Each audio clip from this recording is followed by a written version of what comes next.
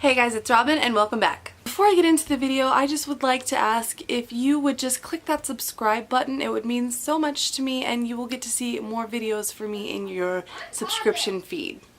Today I'm doing a top 5 Wednesday video. I haven't done one in a while, but I decided to jump back on the bandwagon. Today's video is about my top 5 books without romance. This topic was kind of difficult because most of the books I read are young adult, and most young adult books have romance in them in some way, shape, or form. But I did come up with 5 to talk about, so let's just start. My first book is pretty much the most obvious book of all time. This is Harry Potter and the Sorcerer's Stone. The first book in the Harry Potter series has no romance in it, and it is an excellent book. If you have never read this book, that would blow my mind, honestly. I mean, and if you haven't read it, there's a very high likelihood that you have watched the first movie in the series. Harry Potter is just epic and kind of just transcends generations. It's Harry Potter. What else can I say? If you don't know what this book is about, I don't know what to tell you. This is just Harry Potter, Sorcerer's Stone, really good book. There obviously is romance in the Harry Potter series. It doesn't revolve around it, but there is some in some of the other books. But this first book, they're pretty young and are not quite interested in romance yet, so I decided to add this to my list. The next book I'm going to add, I actually have somewhere in my collection, but I can't find it, and that is The Giver by Lois Lowry. Now, despite what the shitty movie version tries to force down our throats, there is no romance in this book. I read this book in middle school, I want to say, and it's probably more of a middle grade book than a young adult book, but it's really good. If you've watched the movie, it kind of gives you the gist of what happens in this world. At a certain age, they kind of get their jobs, which is what they're going to be doing for the rest of their life. In this world, there is no romance at all. Like, there's mothers and fathers, but I mean, they don't make the babies the old-fashioned ways. They just, they have each other to help with the child rearing, and they just have these family units, but the moms and dads aren't romantic. Like, when the kids reach a certain age, they start taking a shot that takes the romantic urges out. So in this entire world, there is no romance. So yes, it's actually a really good book, and it is actually a series, and I've read all of the books in the series.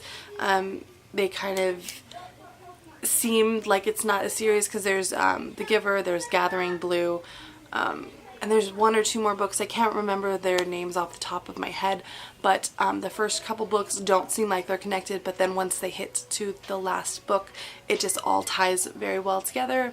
I really liked it. Yes, it's middle grade, but I get kind of into those things because they're so much easier and quicker to read.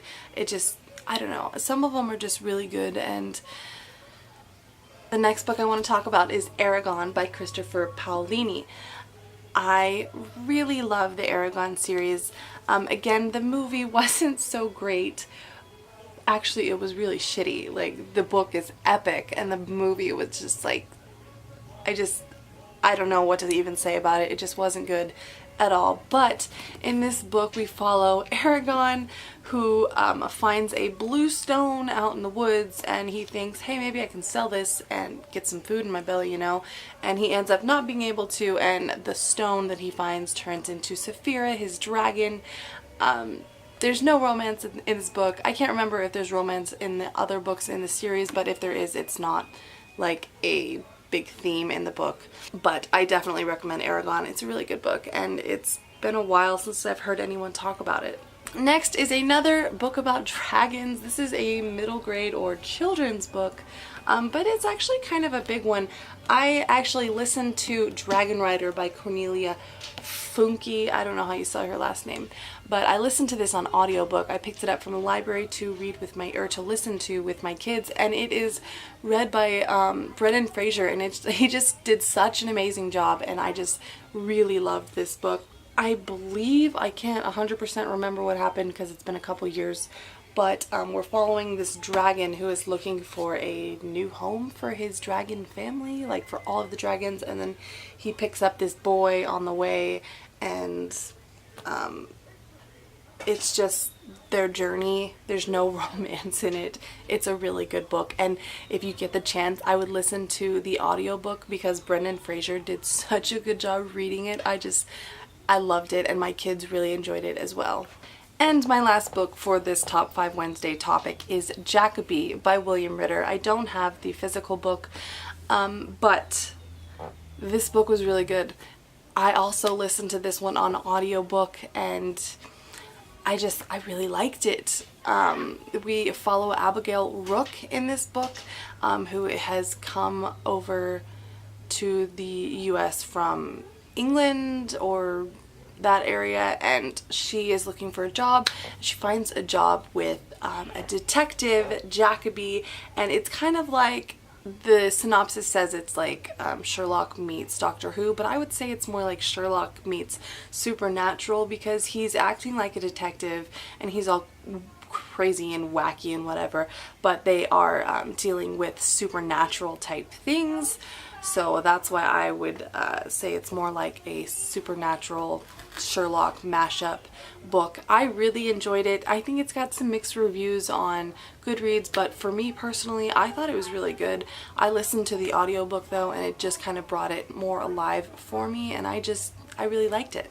So that was my top 5 books without romance. I hope you guys enjoyed this video. If you did, don't forget to like, comment, and subscribe, and I will see you all in my next video. Mwah! Bye!